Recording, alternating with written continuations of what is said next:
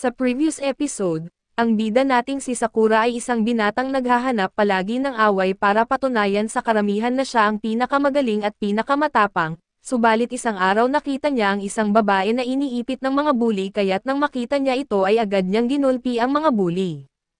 Binalaan niya pa ito na tandaan ang kanyang hitsura at pangalan nang sa gayon ay maparating nila ito sa kanilang leader at harapin siya sa isang santukan. Di naglaon ay nagkaroon ng kaguluhan sa lugar at isang grupo ng kalalakihan ang naghahasik ng kaguluhan sa lugar at dahil dito, agad na pumunta sila para pigilan ang mga ito.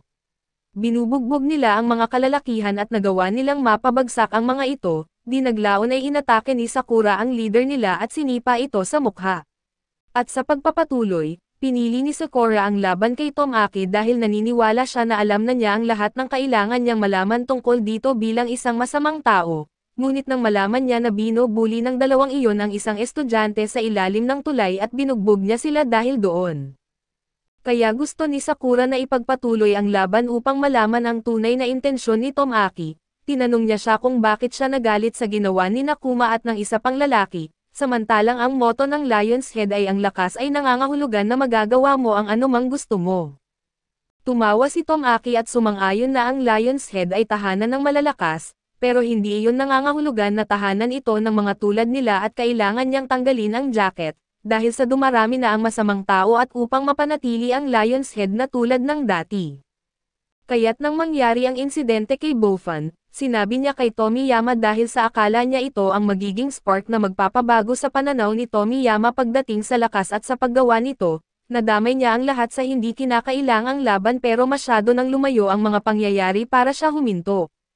Ang Lion's Head na nakikita niya ngayon ay tila anino na lamang ng dating kilala niya, kaya nang tanungin siya ni Sakura kung ano ang gusto niyang gawin at seryoso niyang iniisip na lumipat na lang sa bundok, tinawag siya ni Sakura at sinabing nagda-daydream siya tungkol sa mga walang kwentang bagay at nagsasalita tungkol sa moralidad samantalang marami na siyang nagawang masamang bagay. Inamin ni Sakura na malakas si Tomoaki kaso hindi nito binabago ang katotohanang ang kanyang mga kilos ay sobrang wala sa ayos. Kaya babanatan ni Sakura si Tomoaki hanggang sa napagtanto nito ang kanyang pagkakamali at sa oras na mangyari iyon, magiging sapat na ang cool ni Tomoaki para gustuhin ni Sakura na labanan siya. Tumawa lang si Tomoaki dahil marami raw sinasabi si Sakura para sa isang taong nabubugbog ilang minuto lang ang nakakaraan, pero wala nang pakialam si Sakura dahil kahit gaano pa kalakas ang kanyang kalaban, hindi siya kailanman umatras at hindi magbabago ang kanyang isip. Pagkarinig nito ay nagbalik tanaw si Tomoaki sa kung paano niya binigyan si Tomiyama ng maling pagkakaintindi sa kung ano ang tunay na kahulugan ng lakas, naging sobrang distracted siya rito kaya nagawa ni Sakura na tamaan siya sa leeg at sa wakas, naintindihan ni Tomoaki kung saan siya nagkamali kaya tumawa siya sa sarili at tumingin upang suntukin si Sakura sa mukha.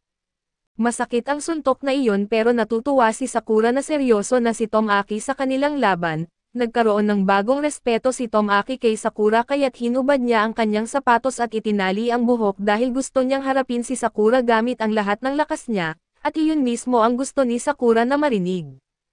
Ang kanilang laban ay naging mas matindi kaysa sa dati at ang mga tao sa paligid ay napatigil sa pananahimik dahil sa kabila ng brutalidad na ipinapakita.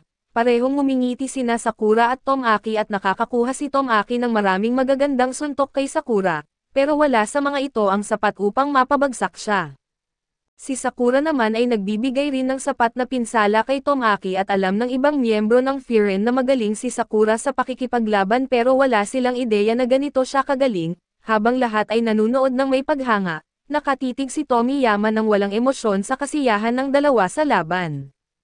Inamin ni Sakura na inakala niyang walang kwenta si Tomoaki noon, pero ngayon ito ang pinakamasayang laban ng kanyang buhay at bahagi ng dahilan kung bakit ito ay sobrang saya ay dahil nirespeto siya ni Tomoaki bilang isang tao.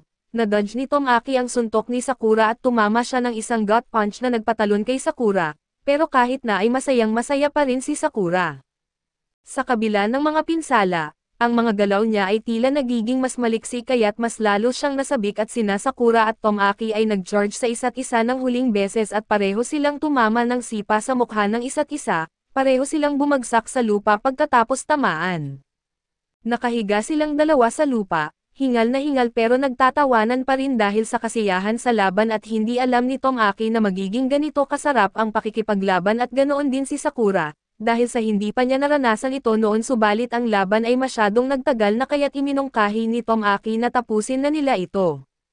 Pumayag si Sakura kaya't muling nag-charge ang dalawa ng huling beses at habang papalapit ang mga kamao nila sa isa't isa, naalala ni Tomoaki ang sinabi ni Sakura tungkol sa hindi kailanman pag-urong sa kalaban kahit alam niyang mas malakas ito sa kanya. Napagtanto ni Tomoaki na dapat ginawa rin niya iyon noong araw na nawalan si Tomiyama ng tunay na kahulugan ng lakas at lumaban siya hanggang napagtanto niyang mali siya, pero sa halip ay pinili niyang ipikit ang mata sa kanyang maling kaibigan at hayaang magpatuloy ito sa maling landas.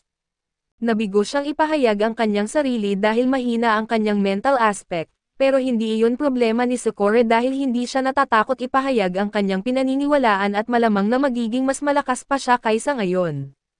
Umaasa si Tomoaki na hindi magbabago si Sakura at manatiling matapang na mandirigma. Ang kamao ni Sakura ang unang tumama sa kanya at mukhang natalo si Tomoaki sa laban na ito at habang bumabagsak siya sa lupa, nagpapasalamat siya kay Sakura sa pagpapakita kung ano ang tunay na kahulugan ng lakas.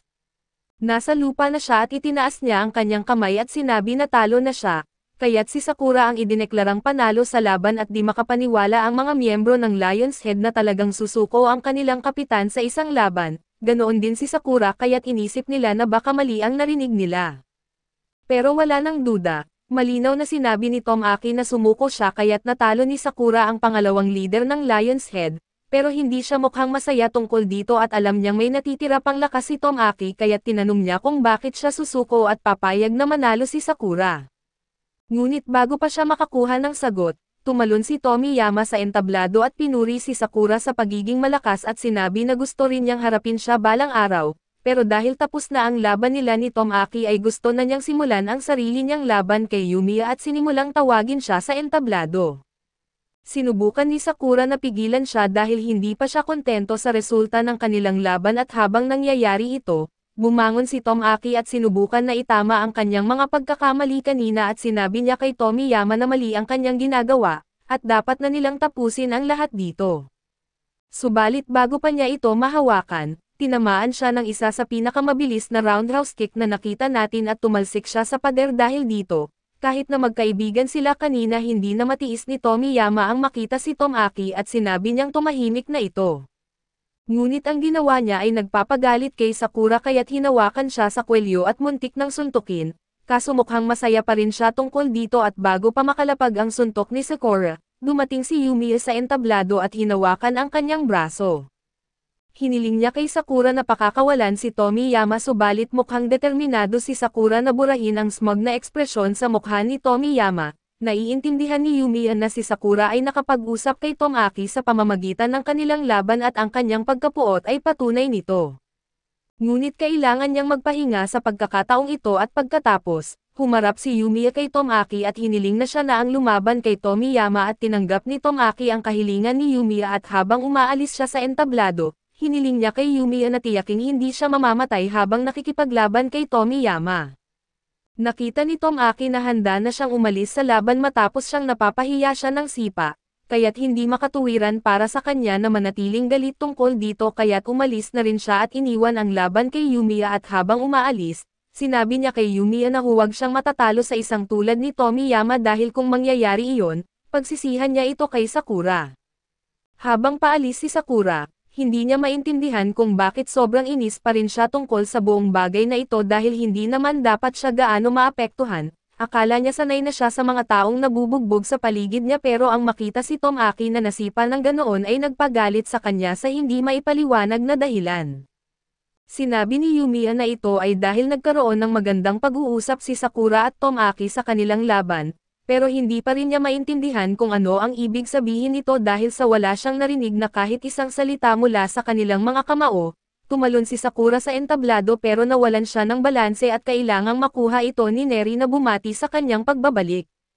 Talagang naantig si Neri sa ipinakitang laban ni Sakura kaya't napaluha siya ng kaunti pero hindi niya mapigilan ang sarili. Nakuha ni Neri ang atensyon ni Sakura at sinabi na kahit padismayado siya sa pagsuko ni Tomoaki at sa pagwawakas ng kanilang laban ng maaga, kahit na hindi masaya ang naging ending ay gusto niyang malaman ni Sakura na mahusay siya. Pinahalagahan ni Sakura ang papuri kahit na pilit niyang ipinakitang hindi siya nagmamalasakit at sa entablado, sabik na tinatawag ni Tomiyama si Yumiya para simulan ang kanilang laban pero bago iyon, gusto munang magtanong ni Yumiya sa kanya. Gusto niyang malaman kung may naramdaman ba si Tomiyama habang pinapanood ang laban ni Sakura at Tomaki, pero sinabi ni Tomiyama na wala siyang naramdaman at nagtanong kung bakit siya makakaramdam mula sa laban ng iba. Gayunpaman ay hindi niya talaga iniintindi iyon at gusto lang simulan ang kanyang laban kay Yumiya. Lalo siyang nasabik dahil ang Bofan ay may maraming malalakas na tao at hindi tulad ng pinakamalakas na fighters ng Lion's Head na lahat ay natalo na sa laban. Iniisip ni Tomiyama na walang kwenta ang Lion's Head pero kung mananalo siya sa laban na ito, parehong magiging pag-aari niya sina Yumiya at sa wakas ay makakaranas siya ng kasiyahan tulad ng dati at inakusahan niya si Yumiya bilang top dog ng Frieren at dahil dito, siya ang pinakakul na tao doon. Palaging mukhang nag-e-enjoy si Yumiya kaya't kung matatalo siya ni Tomiyama at mapapatunayan na siya na ang pinakamalakas, dapat ay magkakaroon na rin siya ng parehong kasiyahan at iyon lang ang gusto niya upang matapos na ang kanyang patuloy na pagkabagot. Kaya't walang pasensya siyang sumugod kay Yumiya upang makamit ang kanyang pangarap ng isang nakakasabik na buhay. Sinubukan siyang pigilan ni Yumiya ng isang suntok pero naunahan siya ni Tomiyama at napunta sa kanyang balikat, kung saan sinimulan niyang suntukin ang ulo nito. Nang sinubukan na gumanti, ginamit ni Tomiyama ang kanyang momentum laban sa kanya at umikot sa likod upang ipagpatuloy ang atake. Malinaw na napakabilis ni Tomiyama kaso hindi pa siya nakakagawa ng isang mapagpasyang suntok kay Yumiya dahil kasing bilis rin ito ang kanyang reaksyon. Naghiwalay sila saglit at namangha si Neri sa kanyang nasaksihan, hindi pa niya nakikita ang ganitong klaseng wild na galaw sa isang laban dati pero ngayon, naiintindihan na ng lahat kung paano naging leader ng Lion's Head si Tomiyama sa murang edad. Si Sakura ay lihim na nagmumura sa sarili dahil ngayon na nakita niya kung ano ang tunay na kayang gawin ni Tomiyama. Napagtanto niyang kung talagang inatake niya ito noon ay sigurado siyang bumagsak na siya sa loob ng ilang segundo. Alam niyang hindi siya katapat ni Tomiyama sa ngayon kaya't balak niyang magpalakas upang makaharap ang isang tulad niya. Samantala sina Yumiya at Tomiyama ay pareho pa ring walang nagagawang malaking progreso sa laban. Sa kabila ng malaunggoy na bilis ni Tomiyama ay may sagot pa rin si Yumiya sa bawat atake nito at sa kalagitnaan ng laban, sinabi niya kay Tomiyama na hindi niya matatagpuan ang kaligayahan sa paghahanap ng mga bagay na wala siya at sa pagtangkang agawin ang mga ito mula sa iba. Pero lalo lang itong nagpagalit kay Tomiyama dahil hindi niya maintindihan ang ibig sabihin ni Yumiya. Muling tumalon si Tomiyama sa ere upang umatake kaso sa pagkakataong ito ay na-unlock na ni Yumiya ang kanyang One Punch Man skill. Kaya't nakita ni Tomiyama ang isang suntok na parang hatol ng kamatayan na papalapit sa kanya. Na-manage niyang maiwasan ang suntok pero ang lakas ng pressure mula dito ay nag-iwan sa kanya ng duguan na ilong at ngayon, napagtanto ni Yumiya na walang paraan para maintindihan ni Tomiyama ang kanyang ibig sabihin, kung hindi niya kayang maunawaan ang konseptong itinuturo ni Yumiya ay walang paraan para manalo siya sa laban na ito. Kaso dito muna matatapos ang ating recap. Salamat sa inyong panonood hanggang sa muli.